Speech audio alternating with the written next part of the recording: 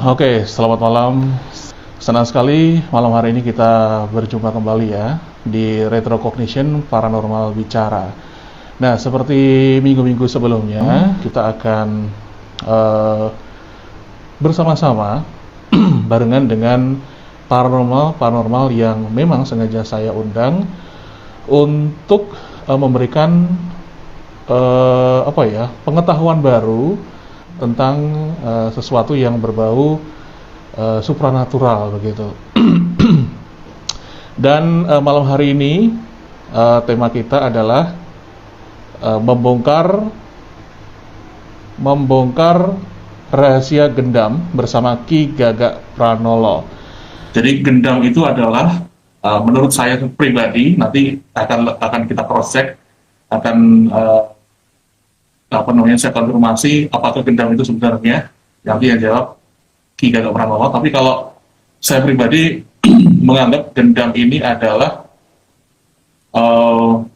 sebuah metode kejahatan memanfaatkan alam bawah sadar manusia untuk bisa dikuasai, kemudian diambil semua barang-barangnya tanpa sadar. Jadi dia menggunakan kemampuannya untuk menyelami alam bawah sadar si korban gitu ya. Monggo Ki Gagak Pranolo. Apa kabar nih Ki Gagak Pranolo nih? Alhamdulillah sehat selalu. Sehat selalu. Oke, tadi sudah gimana Ki? Mas Dani sehat. Mas Sehat, Dani juga sehat. Sehat Ki. Oke, tadi sudah dijelaskan mengenai apa itu ilmu gendam ya Ki ya. Jadi intinya mempengaruhi alam bawah sadar seseorang ya gitu supaya bisa dikuasai segalanya gitu Ki ya. Betul. Oke. Nah, mungkin ada persepsi yang mengatakan di luaran sana yang mungkin kurang paham mengenai apakah gendam itu sama dengan hipnotis. Kalau misalnya bedanya di mana? Kalau sama, apa persamaannya? Gitu, Ki. Monggo dijelaskan, Ki. Ya, baik. Banyak orang mempersepsikan bahwa gendam itu sama dengan hipnotis. Padahal yang sesungguhnya sangat berbeda. Sangat berbeda. Jadi, kalau hipnotis, itu harus ada kesepakatan. Mas Benny mau nggak saya? Mas Benny menolak. Nggak bisa. Jadi harus ada kesepakatan. Sedangkan gendam ini tanpa kesepakatan, kesepakatan. Nah, sehingga perbedaannya memang ada. Oke. Berarti ilmunya lebih tinggi gendam daripada hipnotis, karena kan gendam tanpa persetujuan langsung bisa. Kalau hipnotis harus persetujuan. Apa benar begitu? Ya, betul. Jadi kalau hipnotis harus ada persetujuan. Cuman istilahnya, kalau sebuah alat, sebetulnya alatnya itu alatnya hipnotis yang disalahgunakan untuk gendam. Sedangkan gendam sendiri memang memerlukan suatu skill atau ritual lah dengan mantra dan sebagainya. Memang berbeda dengan hipnotis. Kalau hipnotis memang harus ada kesepakatan. Dan itu hipnotis itu bukanlah magic, tapi ilmiah. Komunikasi. Nah, gitu. Kalau gendam itu lebih ke magic berarti Ki ya? Ada unsur magicnya. Ada unsur magic. Karena dengan mantra dan apa. Oke. Jadi orang harus lelaku atau melakukan ritual dulu untuk bisa menguasai ilmu gendam itu ya Ki? Kalau hipnotis itu kan dia hanya belajar psikologis mungkin ya? Iya, betul. Gitu, Ki. Oke. Terus tadi kan dikatakan bahwa ilmu ini bisa digunakan untuk kebaikan dan kejahatan. Nah, kira-kira gendam sendiri itu bisa bermanfaat nggak sih? Ya ada. Contohnya begini, ada seseorang yang minggat, Nah itu kita gendam. Nah itu untuk kebaikan kan? Artinya menolong orang lain yang tadinya kita gendam supaya dia pulang lagi kembali ke rumahnya. Itu salah satu manfaatnya seperti itu. Gitu. Itu yang manfaat baiknya. Tapi manfaat yang tidak baik yang dirasakan masyarakat. Yang itu sangat berbahaya maksudnya. Hmm. Hmm. Iya. Jadi masyarakat ini memang perlu diedukasi Ki, apa namanya, tentang gendam Hmm. ini, karena kan mungkin Ya, perkiraan mereka ini gendam dan hipnotis itu sama. Kemudian betul. ini saya pernah dengar juga kalau gendam itu bisa dibalikkan ketika ditepuk balik gitu. Pernah dengar nggak gitu? Ya, tapi ya namanya kalau orang itu ditepuk dia bisa nepuk kembali berarti orang itu masih sadar Mas ini. Oh, oh iya Masih iya iya. kan gitu. Berarti dia nggak bisa kerja, karena dia masih ingat gitu loh. Nah, sedangkan Hmm. kalau tidak ingat tadi begitu ditepuk langsung linglung kan gitu Mas ini. Hmm. Iya Karena iya. sempat Berarti nonton gitu. apa namanya, pelaku gendam ini menyasar pada orang yang sendirian Ki ya? Eh, betul. Jadi mereka itu sebelum melakukan gendam itu biasanya dari jauh udah mengintai dia. Dia sudah tahu. Oh iya, iya, Sesuatu iya. pikirannya kosong. Nah, ketika pikiran kosong, dia mendekat langsung dikejutkan. Kalau bahasa hipnotis itu Hmm, shock induksi gitu loh, di shock iya induksi. iya iya. Ketika dia kaget, nah itu gelombang otak orang tersebut akan terpindah, ya, bawah sadarnya akan Hmm, terbuka, masuklah suatu sugesti, ya, permintaan dan sebagainya. Nah, makanya harus betul-betul waspada ini. iya iya. Itu berapa lama Ki dari proses ditepuk kemudian dia linglung atau bingung, itu prosesnya berapa lama itu? Tergantung ya, tergantung, pada umumnya sangat cepat sekali. Itu enggak Hmm. sampai menitan kok, itu detik kok. Begitu ditepuk tek gitu langsung linglung kok itu. Kalau yang sudah Hmm, profesional, iya ya, iya. sudah banyak sekali itu korbannya, kasihan. Iya. Nah, ini makanya Nah, harus ini kenapa? masyarakatnya, masyarakat itu ya saya harapkan bisa mengerti lah tentang ilmu ini supaya nantinya selamat dari tindakan dendam tersebut gitu. Hmm. Nah, ini kenapa Ki? Orang bisa mudah mudah ini ya, mudah digedam ini kenapa? Faktornya apa aja nih? Yang terutama ini sasarannya ketika dia dalam perjalanan biasanya tuh. Dalam Hmm. perjalanan, di mall, di tempat keramaian, mereka pada umumnya orang yang sudah kelelahan, Hmm. pikirannya kalut, kacau, waduh, Iya, iya. jadi pikirannya Gampang ya. kosong, kosong sekali itu. Ya, makanya harus waspada lah. Nanti mungkin akan kita sampaikan ya Mas Dini ya, bagaimana supaya Hmm. terhindar dendam ya nanti ya. Tentu saja akan Iya, kita iya, iya. sampaikan. Ya nanti Atau toh. mungkin perlu perlu di ini apa? Ada contoh nanti kalau kalau bisa. Nah, Ki, Coba. kalau kalau gendam tadi kan bisa dikatakan mengincar atau sebelumnya memang dia mengintai orang dari kejauhan begitu ya. Jadi yang Hmm. diintai itu sebenarnya adalah raut wajahnya orang tersebut atau gestur tubuhnya orang tersebut, Ki, yang dilihat. Biasanya Oh, yang hmm, dilihat itu eh, gini ya Mas Vin. Jadi kita memandang seseorang dari jauh. Wah ini orang hmm, ini pikirannya sedang ngelamun, kosong atau hmm, sedang ceria. Kan Mas Denny sendiri masih bisa gitu kan. Jadi udah tahu hmm, gitu loh. Tapi pengendam mereka sudah paham. Oh ini orang ini, wah ini sasaran empuk ini gitu kan. Mereka hmm, sudah tahu Mas. Sehingga oke, begitu langsung ke sasaran. Nah, hmm, biasanya dari jauh dia sudah membacakan suatu mantra mantra. biasanya itu. Hmm, Mantra dengan pandangan mata yang tajam dan ya sasaran tembak itu udah jelas gitu. oke, oke. Jadi bukan bukan prosesnya bukan cuman tepuk aja di Oh on the ya, spot gitu, tapi ya, jauh-jauh ya. sebelumnya sudah persiapan dengan baca Tujuannya mantra segala ya, Ki, ya. Hmm. kalau sembarang tepuk dia bisa dijotosin orang Mas Denny. Iya, Ya, iya, ya Mas iya. Denny Hmm, pasti sudah. Jadi dia oke. melakukan profesional gitu. Hmm. Hmm. Mungkin gini Ki, Ki Gagak Pranolo kan membidangi hal ini. Mungkin bisa dijelaskan proses bagaimana awalnya seseorang itu Hmm. bisa dari awal sampai akhirnya terkena gendam gitu Ki, Ya, prosesnya. Hmm. ya, ya. Jadi prosesnya itu sebetulnya si pengendam itu biasanya sudah jalan-jalan di tempat keramaian, di terminal, Ya. Cari mangsa gitu. Cari mangsa. Itu dari jauh mereka sudah melihat, terutama wanita yang diincar itu. Ya. Ketika turun dari kereta, dari bis, badannya lelah, misalnya kan. Dari jauh dia sudah membaca mantra, ya kan? Membaca mantra. Ya, merapal mantra. Makanya kata istilahnya, apabila kita di tempat keramaian kok tiba-tiba terasa pusing, tanpa ngeluh, itu cepat-cepat lari guys. Pasti ada di sekitarnya situ, itu ada yang ngincar itu. Oke. Jadi ini pengetahuan baru nih. Jadi kalau misalkan kita ada di sebuah tempat, terus tiba-tiba kita pusing, kita merasa aneh gitu, Ki, kita harus langsung pergi dari tempat tersebut ya, Ki ya? Mendekati ke dari aparat keamanan, menjauhlah pokoknya dari situ.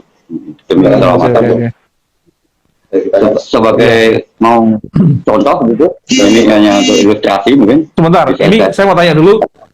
Tadi kan Aki bilang korbannya kebanyakan wanita nih. Nah, mungkin bisa dijelasin juga nih, kenapa korban gendam itu lebih banyak wanita daripada pria? Baik, pertanyaan yang bagus sekali nih. Jadi memang kenyataannya mayoritas ya, bukan semuanya, tapi mayoritas itu yang menjadi sasaran wanita. Kenapa? Karena wanita itu maaf kata beda dengan laki-laki. Wanita itu pada umumnya selalu menggunakan rasa, pikiran bawah sadar yang selalu dia pakai. Ya enggak? Kalau orang lanang itu biasanya rasional, ilmiah, gitu. Pikiran gitu ya. Nah, rasa itu sendiri berada di dalam pikiran bawah sadar, sehingga mudah sekali.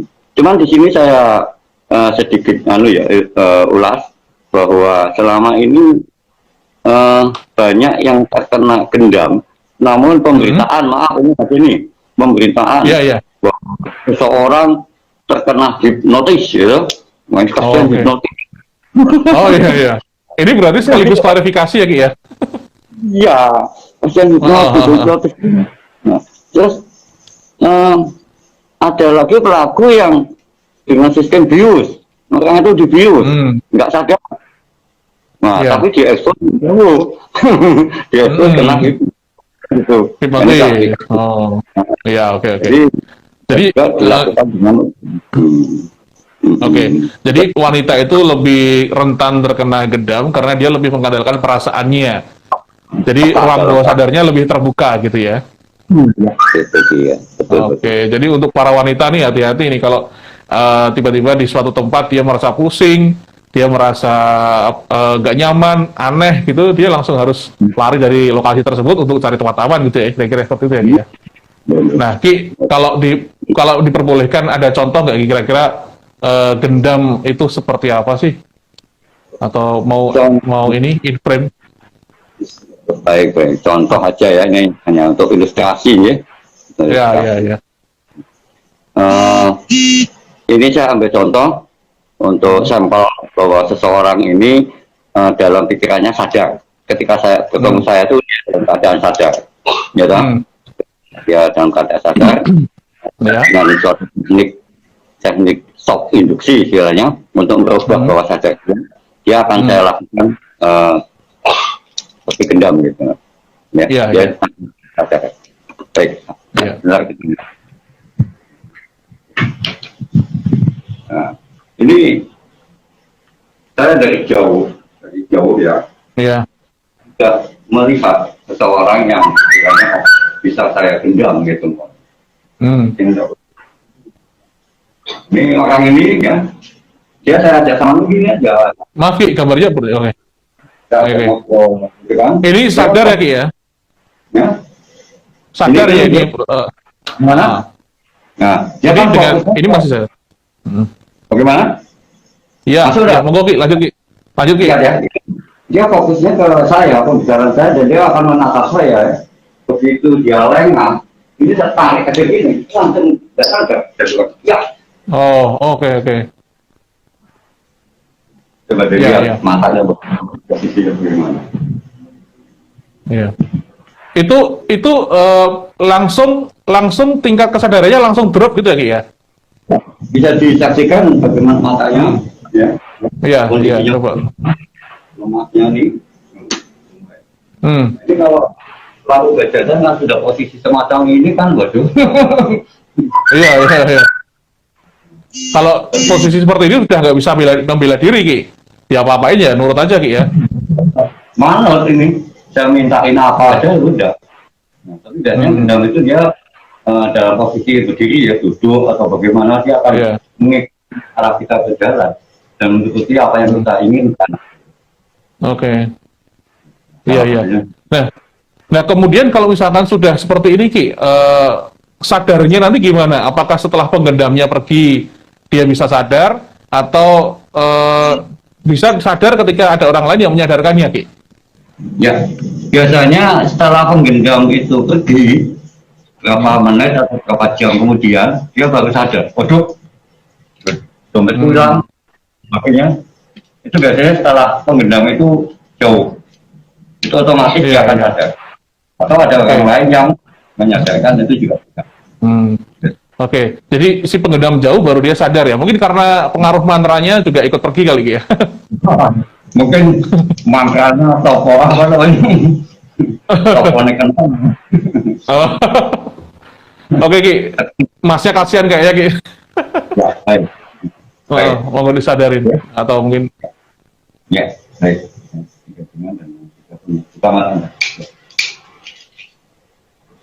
Ya, boleh ditanya kepada yang bersangkutan. Oke. Bagaimana Halo, Mas. rasanya? Selamat malam, Mas. Mas, namanya siapa, Mas? Rahmat. Mas Rahmat, selamat malam. Tadi rasanya gimana, Mas, ketika kan posisi kan sadar kan tadi ya, sadar, terus tiba-tiba lulai atau hilang kesadaran itu rasanya seperti apa, Mas? Rasanya sih kayak pingsan gitu, Mas. Pingsan? Mata Seperti darah kunang-kunang. turun ke bawah gitu? Iya, kayak kunang-kunang seketika gitu. Tapi tidak tahu. Nggak tahu ya. Ini berarti seperti rasanya seperti bangun tidur ya ketika disadarkan ini ya? Iya, bangun tidur tapi masih ada pusing-pusing sedikit, Mas. Oh, masih ada pusing-pusing sedikit. Berarti pengaruh itu nggak bisa langsung hilang gitu ya? Jadi masih ada sisa-sisanya gitu ya? Iya, kalau yang saya rasain sih masih pusing-pusing. Oke, oke. Sedikit. Makasih. Makasih, Mas Rahmat. Makasih, ya, ya. Oke, Ki, saya sudah lihat sendiri tadi. Begitu cepatnya ya, Ki ya? Hitungan detik ya, Ki ya? Detik. Hitungan detik. Makanya. Nah, Nah, itu biasanya langsung tepuk itu, Mas. Ya, kalau tadi kan saya ada salaman ya, no? Tapi kalau di jalanan itu tepuk itu pundaknya kayak apanya kayak gitu. Itu baik langsung dia nggak sadar itu. Oke. Nah, tadi juga ada ini apa namanya? Pusingnya belum hilang. Pusingnya belum hilang. Jadi ketika saya tanya dia sadar, kemudian mata berkunang-kunang terus nggak sadar. Ketika bangun rasanya bukan seperti bangun tidur, tapi apa ya? Ada pusing-pusingnya gitu, Ki. Itu pengaruh apa ya, Ki? Pusing itu?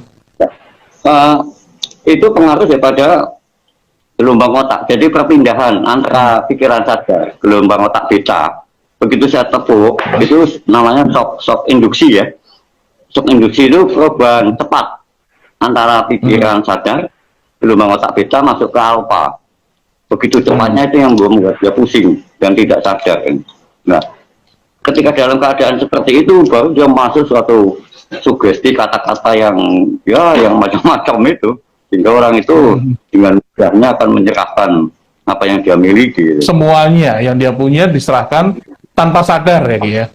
Tanpa sadar, bahkan bisa kena luar dalam non sewu itu. Oke. Dalam ini terutama yang berbahaya adalah bagi para wanita. Betul.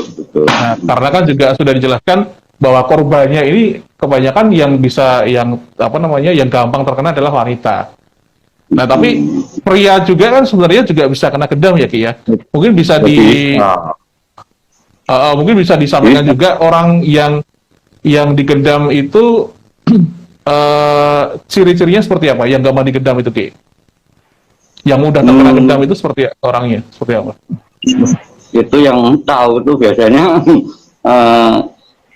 itu sudah bagi pelaku gendam itu sudah tahu, Pak. Sudah tahu. Jadi kalau pikirannya kosong dan bagaimana. Jadi untuk mengetahui si A, si B, si C bisa digendam atau tidak itu memang memerlukan suatu pengetahuan khusus gitu. Iya. Jadi untuk seperti kita yang belum pernah mempelajari ilmu hipnotis itu memang agak sulit ini.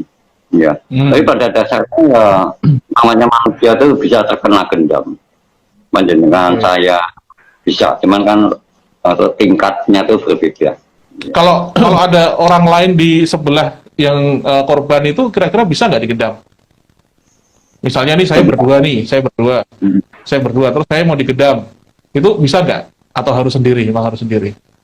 Pada umumnya biasanya sendiri. Kalau ada teman agak sulit karena ada yang mengingatkan, Jadi ketika dia pikirannya kacau itu kan gelombang pikiran bawah sadarnya kebuka. Pasti itu seseorang yang sedang pikiran galau, kacau, kelelahan itu biasanya ngelamun, pikiran kosong, itu bawah sadarnya kebuka. Nah, sedangkan ada teman di sampingnya kan dia bisa mengingatkan, bisa kadang-kadang dikageti, sehingga akan kembali. Dikageti sadar lagi. Iya, sadar lagi. Makanya kalau tadi Mas Buni nanyakan dia nepuk kita tepuk, wah, itu berarti dia masih sadar dong. Karena kata orang begitu, kalau misalkan digedam tepuk balik ya katanya gitu. Tapi berarti emang benar kalau misalkan tepuk balik berarti dia masih sadar dong ya. Jadi gendam. Nah, tadi kan sudah disampaikan Ki bagaimana pelaku ini melakukan aksinya. Dia harus mengintai dulu dari jauh, kemudian merapal mantra, kemudian mendekati, menepuk, atau mungkin membuat bingung juga ya dengan kalimat-kalimat yang disampaikan gitu ya Ki ya. Iya. Nah, sekarang saya mau tanya Ki, sekarang saya mau tanya ini bagaimana nih cara untuk menangkal gendam? Nah, mungkin ini bisa di-share supaya banyak orang yang tahu. Jadi untuk menangkal gendam itu sebenarnya yang pertama ya, itu wajib hukumnya bagi kita apabila kita mau bepergian itu berdoa, itu wajib ya, wajib dan berdoa sebelum kita berangkat bepergian. Kemudian diusahakan pikiran itu jangan selalu kosong, jangan sampai kosong. Isilah dengan wiridan, kayak baca apa ya, wiridan ya. Biasanya kita sebagai umat Islam itu selalu wirid dan wirid, sehingga pikiran itu tidak kosong ya. Kosong. Kemudian jangan mudah percaya pada orang yang belum pernah kenal atau sok pernah kenal. Kayaknya puluhan tahun ngomong ya itu hati-hati. Orang yang baru kenal tiba-tiba perhatian gitu aneh ya dia. Aneh dan jangan dipercaya ya. Iya, jangan percaya apapun yang dikatakan, dan tidak kalah penting, jangan ketika dia bertanya dan sebagainya, kita jangan mengikuti alur pembicaraan dia itu jangan diikuti. Kalau kita bisa mengikuti alur pembicaraan dia, ya itu kena. Dan biasanya rahasianya ada 5 pertanyaan atau 10 pertanyaan yang dijawab dengan yes atau ya. Apa tuh? Itu kena. Apa itu? Contohnya, itu kuncinya ya. Mas Gini sekarang ini pakai masker ya? Mas Gini jawab iya. Nah, itu kena. Iya, terus Mas Gini, wah sedang live ya? Iya. Kemudian pertanyaan lain dijawab iya. Yang kelima Mas Gini tolong dompetnya kena. Oh gitu ya. Berarti lagi jangan mengikuti alur pembicaraan di orang yang belum pernah kita kenal sama sekali. Berarti gini Ki, saya asumsikan kalau misalkan saya bilang iya, berarti sebenarnya saya menyetujui apa yang dia inginkan dan saya membuka diri ya. Itu akhirnya gampang ya. Oke, itu rahasia ya. Ini pakai ya, Mas Domi, lalu dompetnya keluarin ya, keluarin dompetnya. Oke. Hati-hati nih ya. Hati-hati.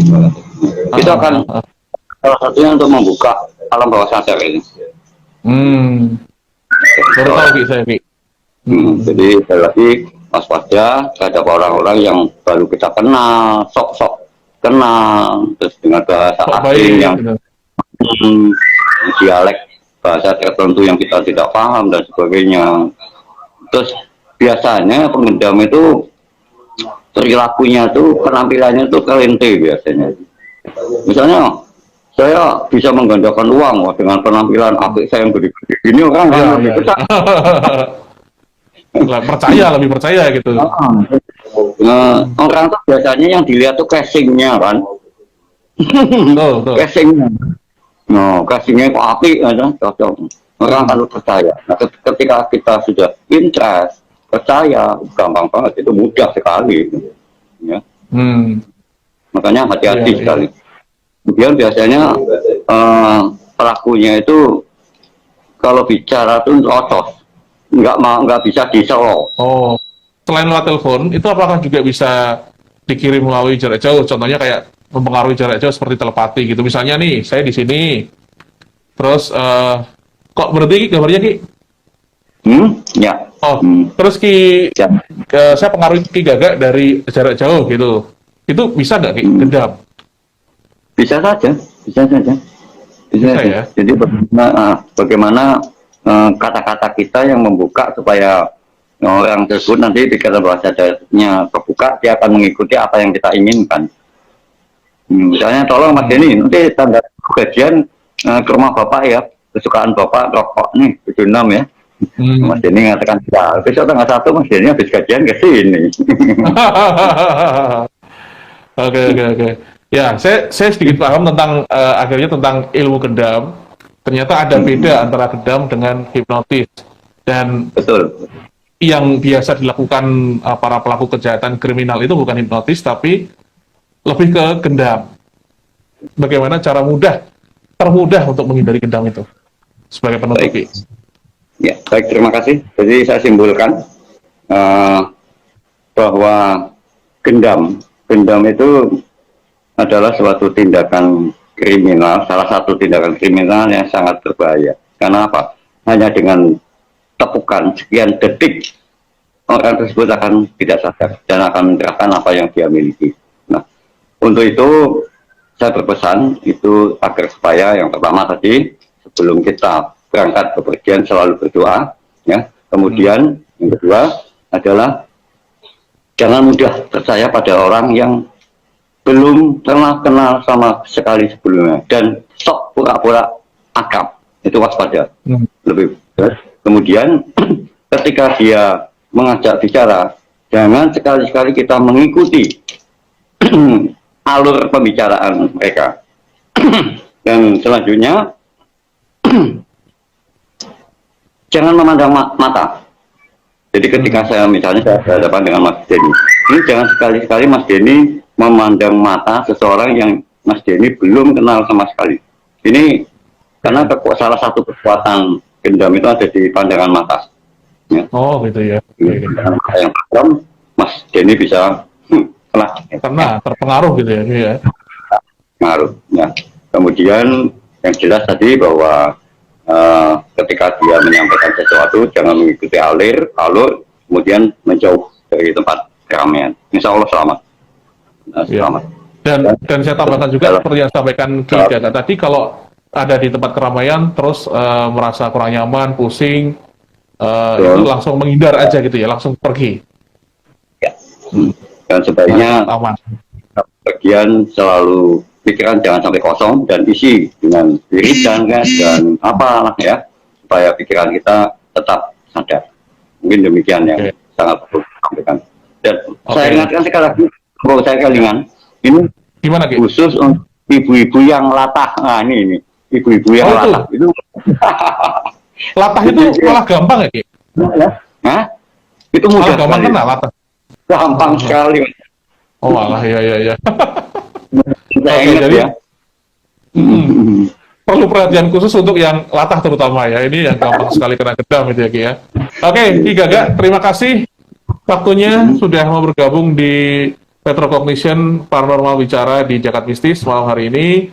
Semoga informasinya bisa berguna untuk yang mungkin sedang bingung membedakan antara hipnotis dengan gedam dan lebih paham mengenai gedam bahayanya seperti apa.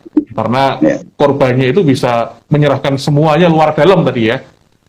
Betul.